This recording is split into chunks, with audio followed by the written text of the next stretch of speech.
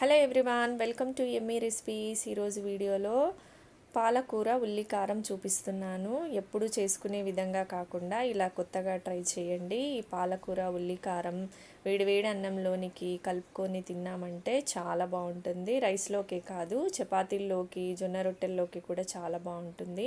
మరి ఈ పాలకూర ఉల్లి కారం కోసం స్టవ్ ఆన్ చేసుకొని ఒక ప్యాన్ పెట్టుకొని ఒక స్పూన్ శనగపప్పు, ఒక స్పూన్ ధనియాలు, ఒక స్పూన్ జీలకర్ర, ఒక 2-3 ఎండుమిర్చి కూడా వేసుకొని లైట్గా వేయించి చల్లారనివ్వాలి.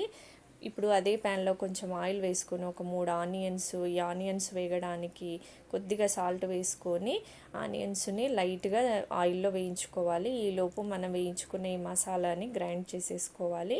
ఆనియన్స్ కూడా ఇలా లైట్గా వేగిన తర్వాత చల్లారిన తర్వాత ఈ మిక్సీ జార్లోకి వేసేసుకోవాలి. ఇప్పుడు ఇందులోనే తగినంత సాల్ట్, తగినంత కారం వేసుకొని ఒకసారి ఇలా గ్రైండ్ చేసుకోవాలి. మెత్తగా పేస్ట్లా కాకుండా అక్కడక్కడ ఆనియన్స్ కనిపించే విధంగా ఇలా బరకగా గ్రైండ్ చేసుకోవాలి. ఇప్పుడు స్టవ్ ఆన్ చేసుకొని వేరొక ప్యాన్లో ఆయిల్ వేసుకొని జీలకర్ర, ఆవాలు, ఒక 4-5 దంచిన వెల్లుల్లి, కొంచెం కరివేపాకు కూడా వేసుకొని వేగిన తర్వాత ఒక కట్ట పాలకూర తీసుకొని ఇలా సన్నగా కట్ చేసి వేసుకోవాలి. ఈ పాలకూర ఆయిల్లో పచ్చిదనం పోయేంత వరకు బాగా ఫ్రై చేసుకోవాలి. ఇలా పాలకూర అంతా కూడా బాగా వేగిన తర్వాత కొద్దిగా పసుపు వేసుకొని కలుపుకొని మనం గ్రైండ్ చేసుకున్న ఈ ఆనియన్ పేస్ట్ని అంతా కూడా వేసేసుకొని బాగా కలుపుకోవాలి. ఇలా ఇప్పుడు మూత పెట్టేసుకొని ఒక 2-3 మినిట్స్ సిమ్లోనే ఇలా కుక్ చేసుకున్నామంటే పాలకూర ఉల్లి కారం రెడీ అండి. రైస్లోకి కాదు, చపాతీల్లోకి కూడా చాలా బాగుంటుంది. ట్రై చేయండి. వీడియో కనుక నచ్చినట్టయితే